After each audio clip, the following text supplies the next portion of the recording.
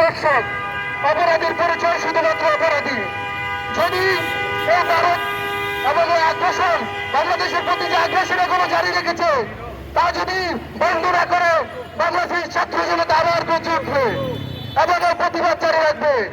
আমার বোন নাজমাকে যেভাবে দর্শন করে হত্যা করা হয়েছে, তার বিচার যদি নিশ্চিত করে দেওয়া হয়, আমরা ভারতের হাই কমিশন এবং বাংলাদেশি যে ফরেন মিনিস্টার আছে তাদের কাছে বলতে চাই, আপনারা কেন এখনো জবাব দিতে চান নাই? কেন এখনো অত জননীতি গ্রহণ করতে চান? আমরা ছাত্রী জনতা আপনাদের সম্মান দেখিয়েছি আমাদের রক্তের উপর দিয়ে।